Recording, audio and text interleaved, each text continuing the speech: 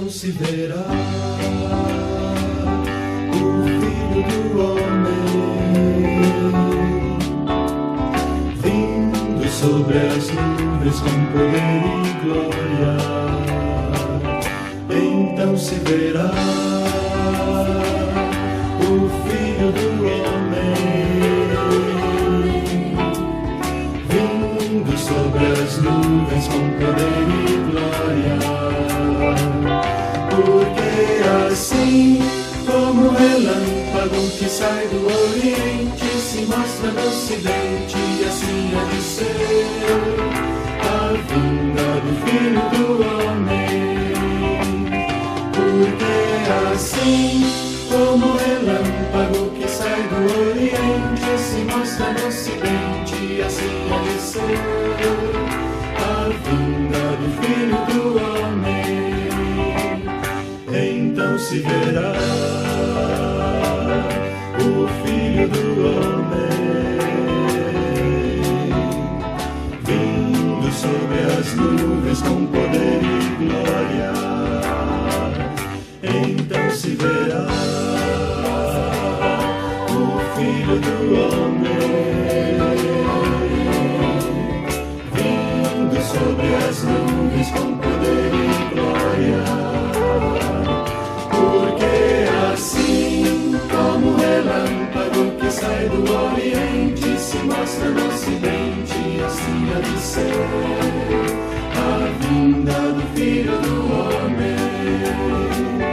Porque assim como o relâmpago que sai do Oriente se mostra no Ocidente, assim há de ser a vinda do Filho do Homem.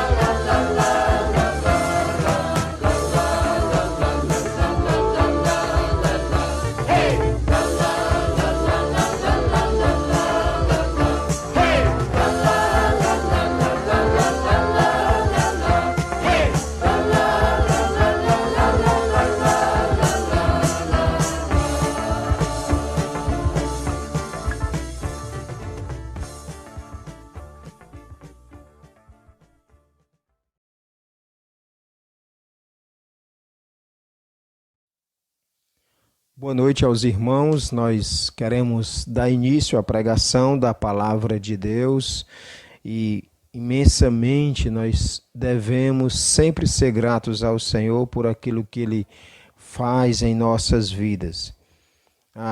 O Senhor tem nos ajudado, tem nos sustentado até aqui com a sua palavra, suprindo as nossas necessidades. Antes da gente iniciar a pregação da palavra, vamos dar graças a Deus e pedir direção a Ele pela palavra que vai ser ministrada. Obrigado a Deus por essa noite, obrigado porque o Senhor sabe todas as coisas e obrigado a Deus porque o Senhor tem cuidado de nós de uma forma que nós às vezes não conseguimos entender. Nós queremos te agradecer por todo esse período de isolamento que estamos vivendo e o Senhor tem nos guardado, tem nos protegido, tem nos abençoado em todas as áreas. Queremos te rogar pela pregação da tua palavra, que o Senhor nos ajude mais uma vez a entendê-la e pôr em prática em nossas vidas. Que depois de ouvirmos essa mensagem, a cada dia estamos mais próximos e mais tendo uma relação ainda melhor contigo, ó Deus. Em nome de Jesus, eu te peço que o teu Santo Espírito nos ajude a entendê-la e que o principal seja feito, que nós venhamos a viver conforme aquilo que nós temos ouvido na tua palavra para te honrar e te glorificar através das nossas vidas. Em nome de Jesus nós te pedimos e agradecemos. Amém. Irmãos, eu acredito que vocês e eu, particularmente, nós sabemos, né, que Deus é todo-poderoso. Nós sabemos que Deus tem o poder de acabar com as injustiças que há no mundo, que há na nossa cidade, que há no nosso estado, que há no país inteiro, que há no planeta inteiro. A questão aqui é, por que Deus não faz isso? Se Deus é todo-poderoso e Deus tem o poder de acabar com as injustiças que há no mundo, por que Deus não faz isso? Esta mesma pergunta está na mente de uma criança que é molestada dia após dia. Esta mesma pergunta está na mente de um funcionário que deu o máximo na empresa, que se empenhou a cada dia, mas no dia seguinte foi despedido do emprego sem justa causa. Esta mesma pergunta está na mente de pais que sofrem abusos verbais de seus próprios filhos. Esta mesma pergunta também está na mente de familiares que perderam seus entes queridos, que filhos foram assassinados devido a um assalto. Esta mesma pergunta está na mente quando olhamos ao nosso redor e só conseguimos ver violência, corrupção, desonestidade, maldade, racismo, enfim, todo tipo de injustiça. Se Deus é justo, por que Deus permite que a injustiça toque na vida daqueles a quem Ele ama? Nós acreditamos nisso, sabemos que Deus é justo. Então, por que Deus permite que a injustiça ainda reine? Eu quero ilustrar isso com a nação de Israel. A nação de Israel estava sob o jugo de Roma. No primeiro século, a nação de Israel ela estava sofrendo injustiças por todas as partes, de todas as formas. Por quê? Porque o Império Romano, como uma potência estrangeira, havia conquistado Jerusalém, havia conquistado o povo de Deus. Então, Roma agora era o novo governo que estava liderando a nação de Israel. Então o povo começou a sofrer, que isso não é nada de anormal nas Escrituras. O povo de Israel, na desobediência, Deus levantava uma nação para julgar o seu povo. Agora é Roma.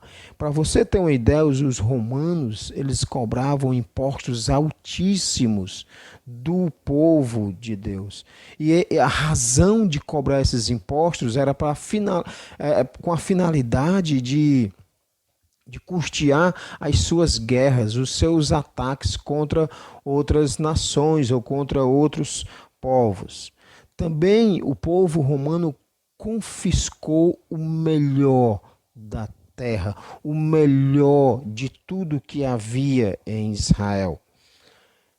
Também o Império Romano estabeleceu o seu próprio governo, a sua própria liderança, os seus próprios dirigentes, os seus próprios magistrados.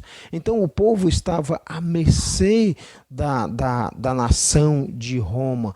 E o povo de Israel precisava urgentemente dos seus líderes. E aonde estavam os líderes deste povo? Haviam se vendido ao Império Romano com o propósito, com a finalidade de ganhar honra e privilégio do seu povo, de Roma.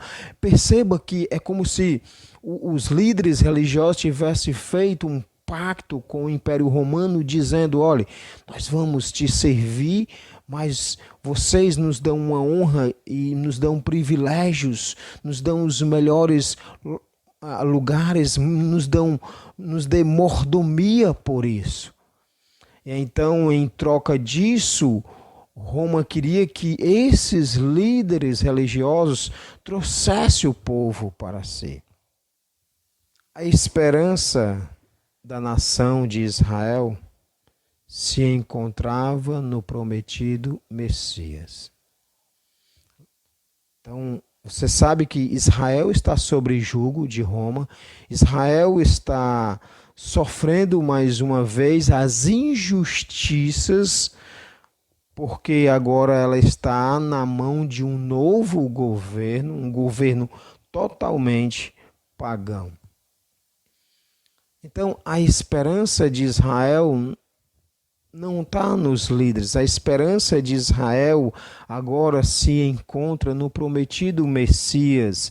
Então, a palavra Messias, a gente sabe, significa ungido. A palavra Messias é o Salvador prometido de Deus desde a época do Antigo Testamento, que o Messias viria a este mundo, derrotaria os seus opressores, expulsaria os seus inimigos e reinaria eternamente. A palavra Messias no hebraico significa o Salvador ungido por Deus, e no grego a palavra Messias foi traduzido como Cristo. E aqui é interessante a gente lembrar que o nome do nosso Salvador Jesus não é Jesus Cristo, mas é Jesus, certo?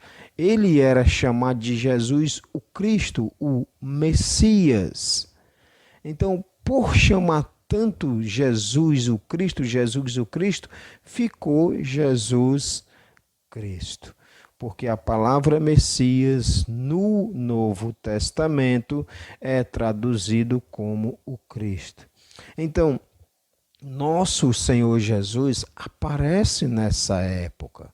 O nosso Jesus Cristo viveu e atuou nesse clima de injustiça, nesse clima em que o povo estava sofrendo injustamente por causa do novo governo.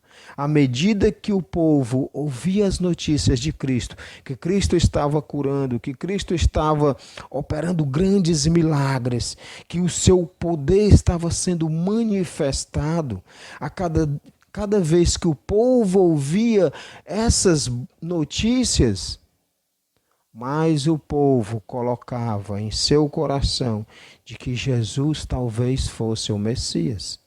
De que esse homem que estava espalhando boas novas, ensinando o reino dos céus, fazendo obras miraculosas, o povo entendia, compreendia. Ele pode ser o Messias. Ele pode ser o prometido de Deus. Por quê? Porque na visão do povo judeu, o Messias ele vinha empreender uma reforma social, religiosa e política. Na mente do povo judeu, quando estavam ouvindo essas boas notícias e de que o Senhor Jesus estava fazendo todos esses milagres, as suas esperanças cresceram, foram renovadas. Ele deve ser o Messias, é ele quem vai fazer essa reforma social, essa reforma religiosa, essa reforma política. É ele quem vai expulsar o nosso inimigo. Então, na visão do povo judeu, o Messias ia empreender esse tipo de reforma social, política e religiosa. Na visão do povo judeu, o Messias iria estabelecer justiça na terra. Então, na mente do povo judeu, quando o Messias viesse, a justiça seria feita, o mundo iria ser governado por uma justiça verdadeira. Era isso que estava na mente dos judeus. O prometido de Deus, o nosso Salvador vai vir, os nossos opressores serão expulsos, os nossos inimigos serão julgados, o novo governo, esse governo corrupto e opressor, será expulso de nossas terras e o reino do nosso Salvador, do Messias, será estabelecido. Era isso que estava na mente dos judeus quando começaram a ouvir sobre Jesus Cristo e os seus feitos. Então, as expectativas e desejos do povo nos dias de Jesus assemelhavam-se muito aos nossos dias. Não é verdade? O que eles queriam? Justiça. O que nós queremos hoje? Justiça. O que eles estavam cansados de sofrer injustamente. O que acontece conosco hoje? Estamos cansados de sofrer injustamente. Estamos cansados de ser oprimidos por governos corruptos e injustos. Eles esperavam o Messias, eles esperavam que Deus fizesse alguma coisa. O que nós esperamos? Esperamos também que Deus haja, que Deus faça alguma coisa. Não é diferente da época de hoje. Muda-se muito pouco. Então era essa situação em que o povo estava vivendo e esta era a situação em que Jesus se encontrava. Então Jesus percebeu as frustrações, o desespero que havia entre seu povo e contou uma parábola. Lucas capítulo 18, verso 2 a 8. Diz assim a palavra de Deus: em certa cidade havia um juiz que não temia a Deus, nem respeitava ninguém. Havia também naquela mesma cidade uma viúva que sempre o procurava, dizendo: julgue a minha causa contra o meu adversário. Por algum tempo ele não a quis atender, mas depois pensou assim: é bem verdade que eu não temo a Deus, nem respeito ninguém. Porém, como esta viúva está, porém, como esta viúva fica me incomodando, vou julgar a sua causa para não acontecer que, por fim, venha a molestar-me. Então o Senhor disse: ouça bem o que diz este juiz iníquo. Será que Deus não fará justiça aos seus escolhidos, que a Ele clamam dia e noite, embora pareça demorado em defendê-los? Digo a vocês que depressa lhes fará justiça. Contudo, quando o Filho do Homem vier, será que ainda encontrará fé sobre a terra? Não é meu propósito explicar o texto, mas usar como ilustração para a nossa mensagem. O que é interessante é que esse texto, no verso 1, diz: Jesus lhe contou uma parábola para mostrar que deviam orar sempre e nunca desanimar. Então, de imediato, podemos dizer que esse texto está relacionado à nossa perseverança em oração, de estarmos sempre pedindo a Deus aquilo que nós queremos ou uma causa que nós temos e que o Senhor vai ouvir as nossas orações, certo?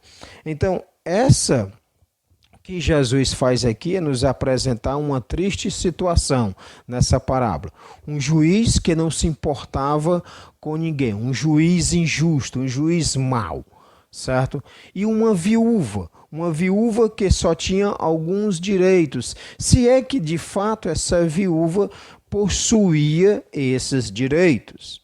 Então essa viúva vai até o juiz, apresenta a sua causa, ela quer justiça, ela precisava que a justiça fosse feita. Então parece que a única pessoa para fazer justiça a essa viúva seria esse juiz, a única esperança que ela tinha. Outro detalhe aqui é que todos os dias essa mulher estava lá na porta do juiz, falando com o juiz, clamando para o juiz: olha a minha causa, olha a minha causa. Todos os dias essa mulher importunava aquele juiz indigno. De tanto ela importunar, de tanto ela pedir, o juiz pensou consigo mesmo: rapaz, se eu não fizer isso, essa mulher não tem me deixado dormir direito, essa mulher não tem me deixado estudar as causas que eu tenho que estudar.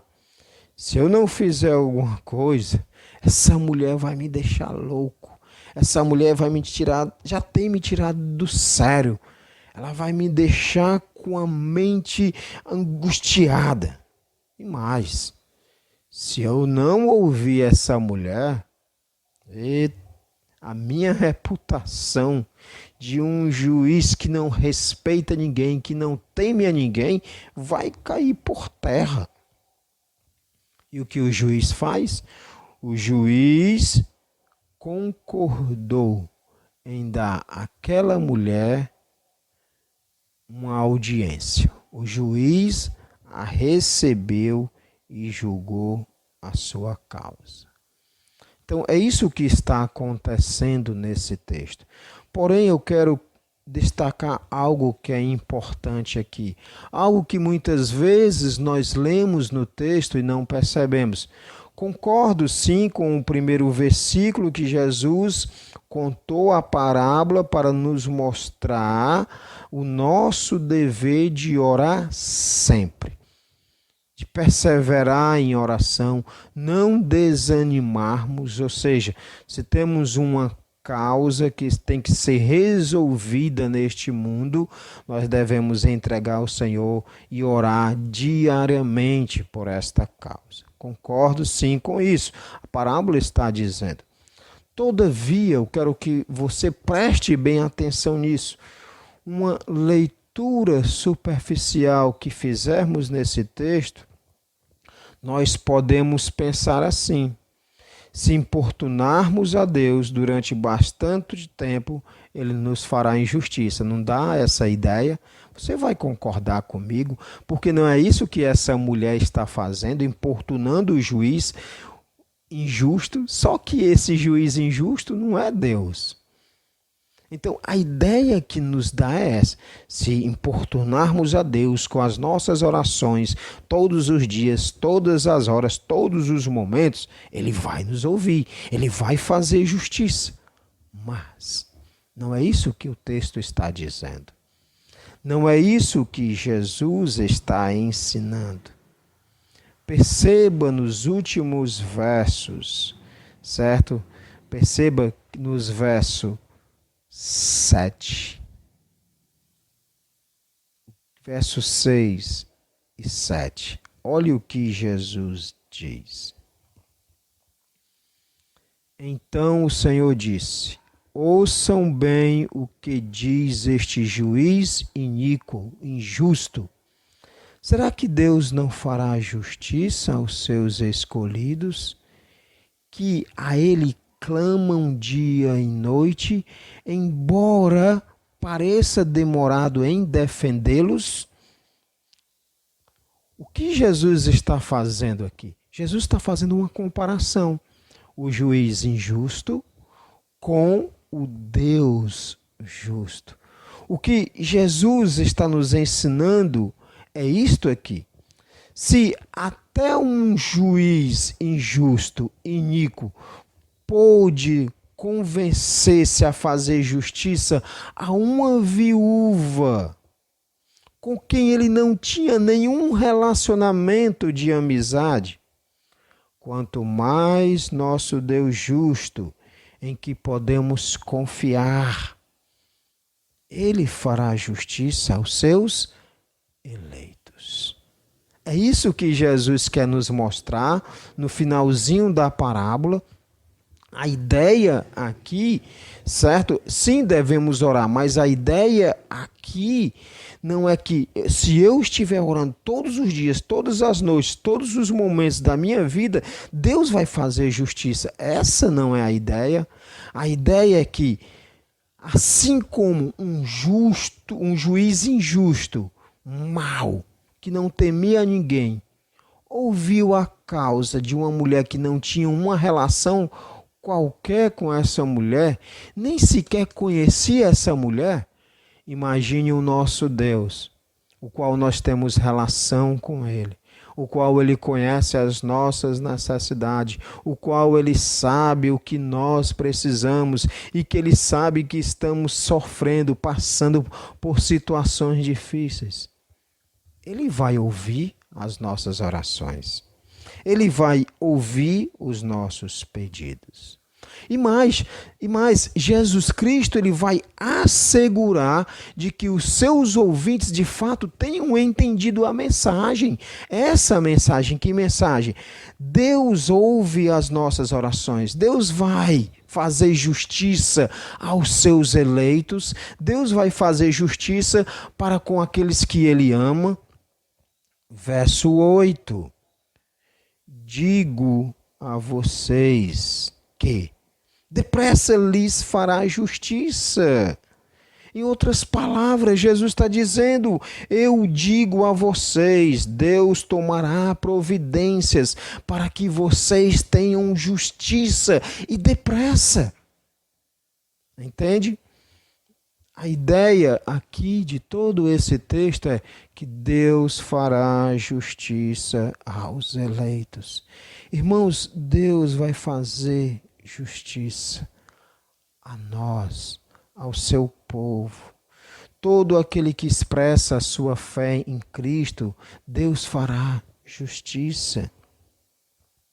Então, quando Jesus diz essa parábola aos ouvintes da sua época, o povo logo entendeu. Sim, Deus vai fazer justiça. E diz, vai fazer depressa. Logo, logo o Senhor vai fazer justiça.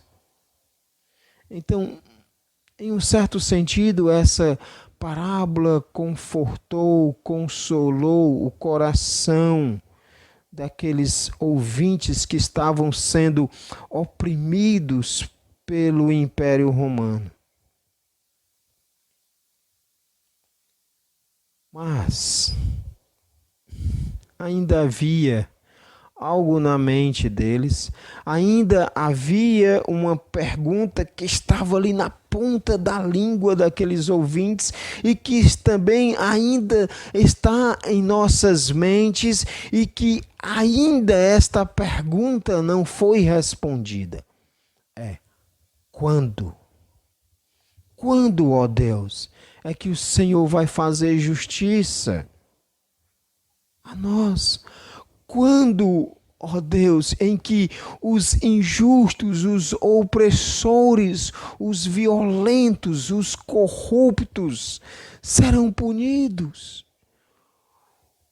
Quando, ó Deus, é que os nossos opressores serão julgados? E a resposta é simples. Quando é que Deus vai fazer justiça aos seus eleitos? Quando é que Deus vai fazer justiça na terra? Quando Cristo retornar pela segunda vez à terra. Quando o nosso Senhor Jesus voltar, quando o nosso Senhor vier dos céus, Ele vai punir os injustos. E Ele vai estabelecer o seu reino para todo o sempre. Sabe, há uma falsa mensagem em nossa época, uma falsa mensagem que nós escutamos em rádios, ouvimos em rádios, vemos em TVs, de que são pregadores de uma falsa mensagem, a falsa teologia, uma teologia que não condiz com aquilo que as Escrituras ensinam, de que se você pedir a Deus a cura, você vai ser curado, de que você pedir a Deus isso, Deus vai lhe dar, de que se você contribuir, for fiel no dízimo, nas suas ofertas, Deus vai te abençoar, vai fazer você rico. Essa é uma falsa mensagem, essa não é a mensagem que Deus tem para nós. Eu não posso dizer aqui que Deus não vai abençoar. Sim, Ele vai abençoar a quem Ele quiser, mas não o fato de eu ser um crente fiel em dízimos e em ofertas, não no fato de eu ser um crente fiel nas orações, orando dia, tarde e noite. Essa é a falsa mensagem. Creia e Deus vai te curar, creia e Deus vai fazer você prosperar. E sabe, muitos crentes, com a ânsia de ver Deus operando em sua vida, de ver Deus agindo em sua vida, começa a perder o quadro geral. Sabe qual é o quadro geral? De que nós vivemos numa época perversa, de que nós vivemos em um mundo caído, em um mundo que foi subjugado pelo pecado. Nós vivemos numa época de pecaminosidade. Nós vivemos numa época em que a maldição de Deus caiu sobre todo o mundo, sobre todas as pessoas, por causa do pecado. Para você ter uma ideia, Romanos vai falar, Romanos 8, que a terra, a própria natureza, ela geme e quer ser libertada dessa escravidão, dessa maldição.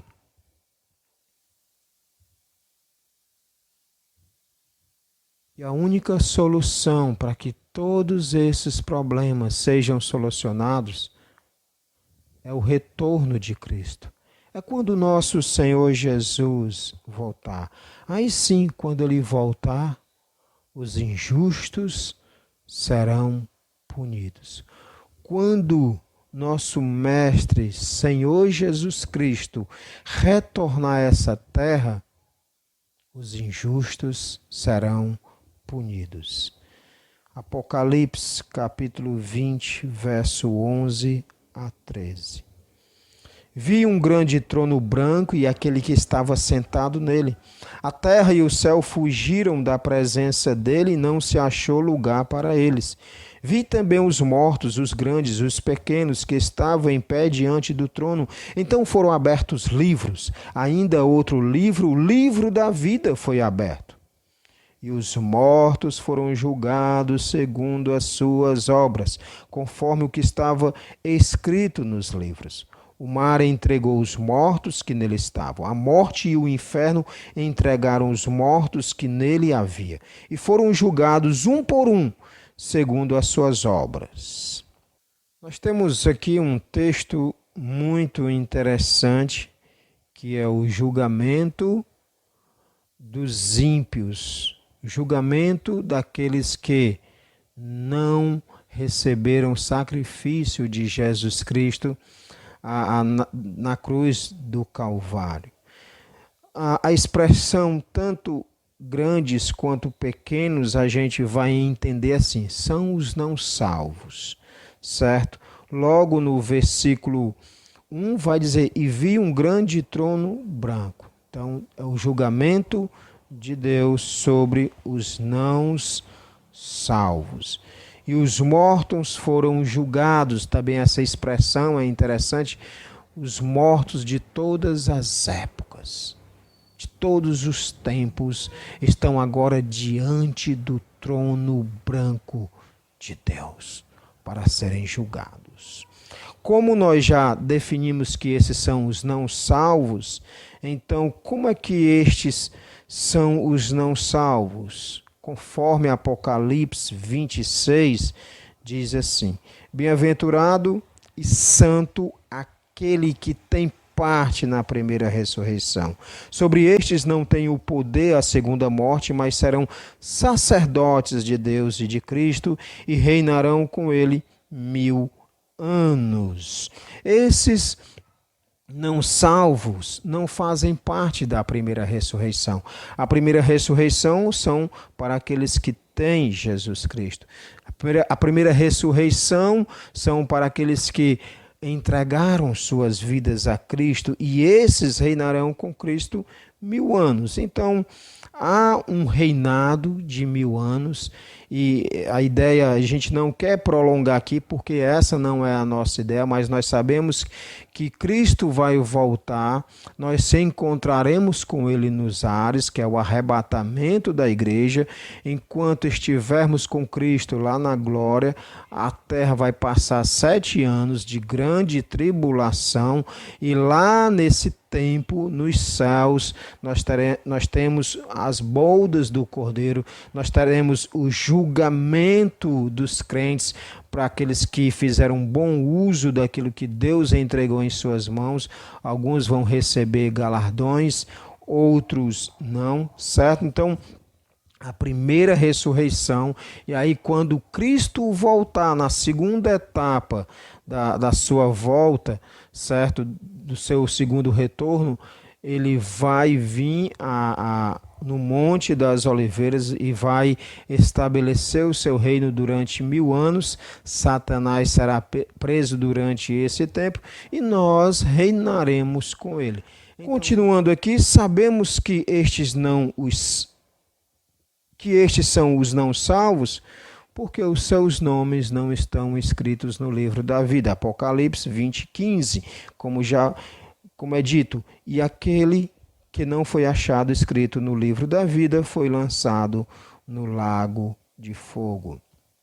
Nós também sabemos que esses que estão diante do trono branco, os não salvos, os grandes e os pequenos, estes são os não salvos porque a Bíblia diz que quem crê em Cristo não está condenado.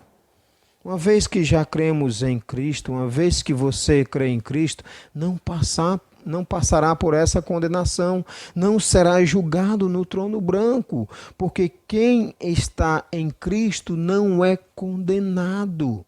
Então, lembre-se disso, esses são os não salvos, os que estão sendo julgados diante do trono branco.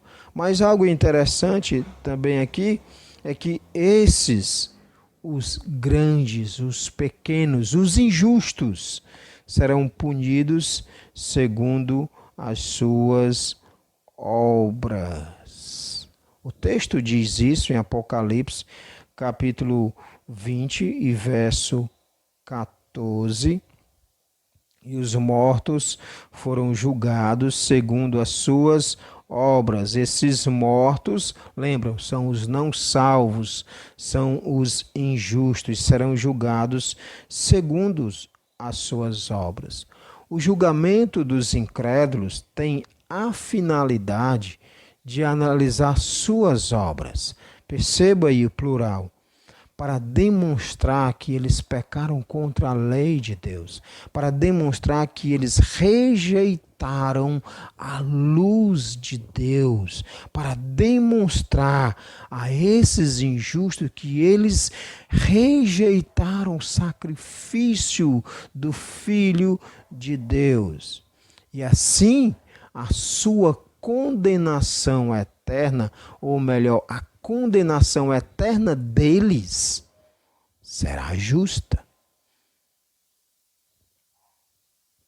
Diferente, né, como eu já falei, um pouco do julgamento dos crentes. Nós sim passaremos pelo tribunal de Cristo.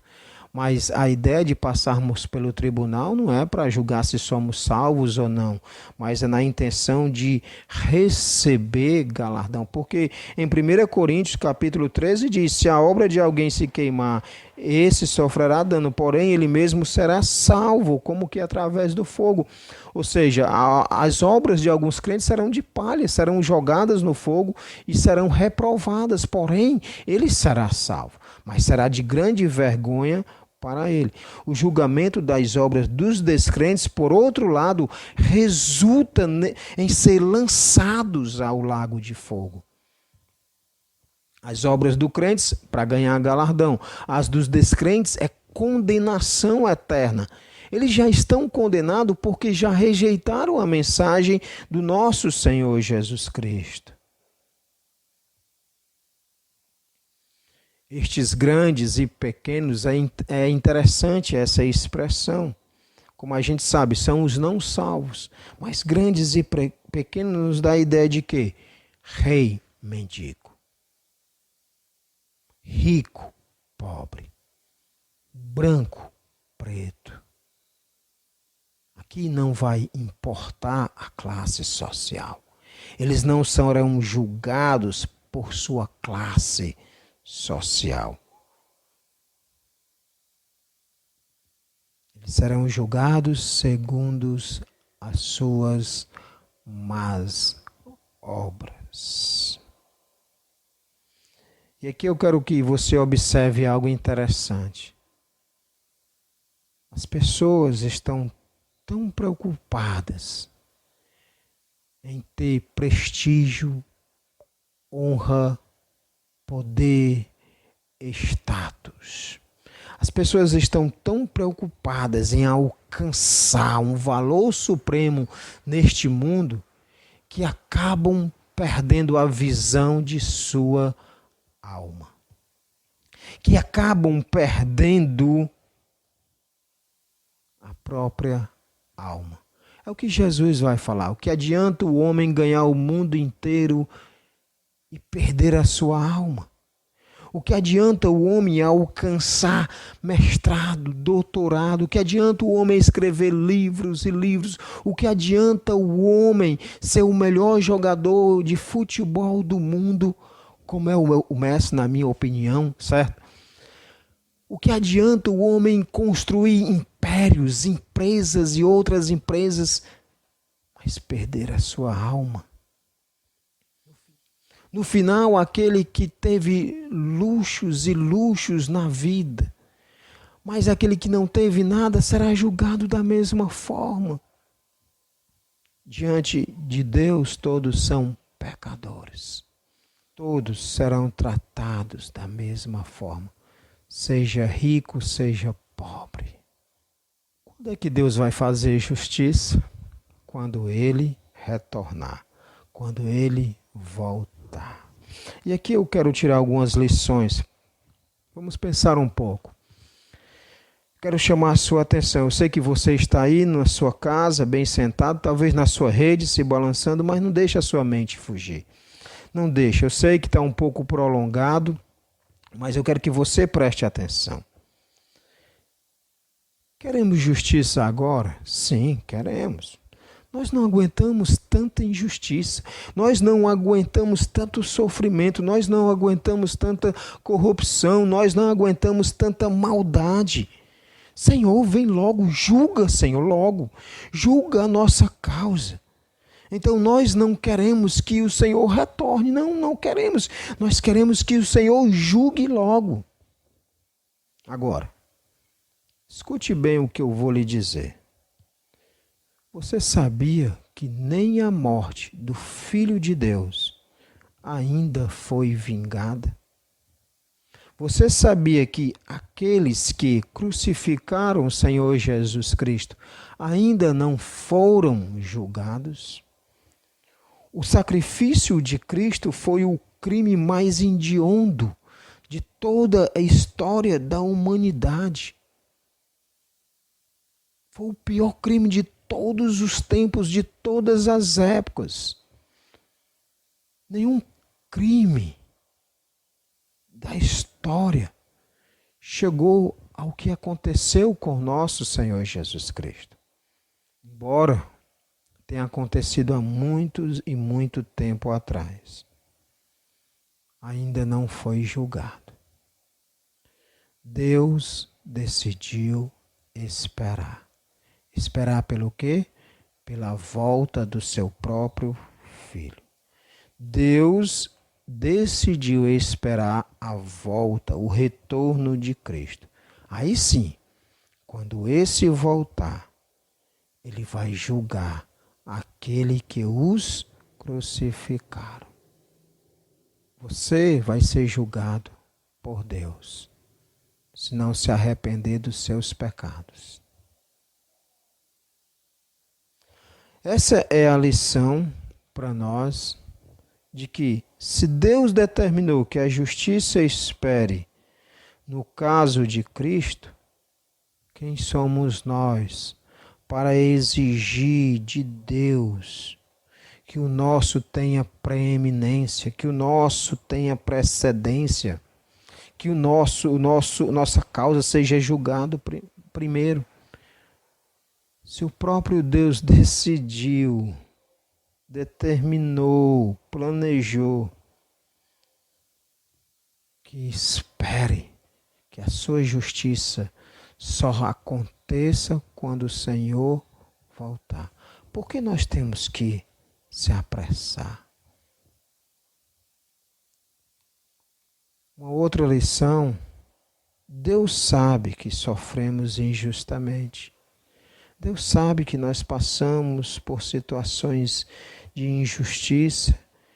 Deus sabe que nós estamos cansados de sofrermos injustamente. Deus sabe que estamos cansados de tanta violência.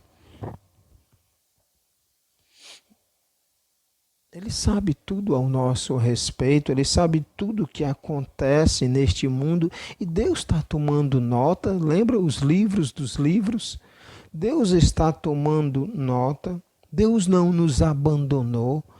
As paixões e a corrupção e os caprichos desses poderosos, não, Deus não nos abandonou.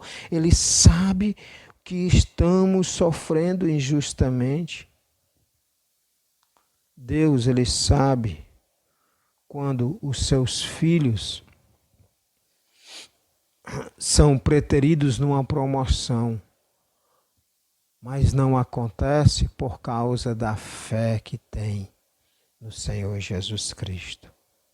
Deus sabe sim, quando um crente fiel a Ele no emprego, que deveria ter recebido aquela promoção, mas o chefe não deu porque ele crê em Jesus Cristo.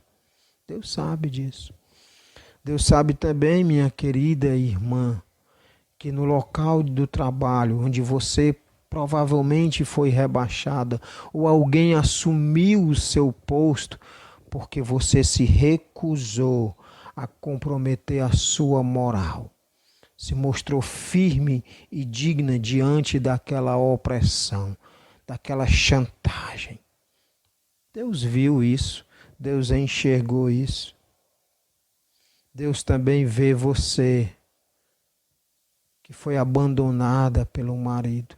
O marido lhe deixou e você não sabe se vai receber a pensão no mês que vem. Você não tem a certeza de que ele vai dar a você aquela bendita pensão.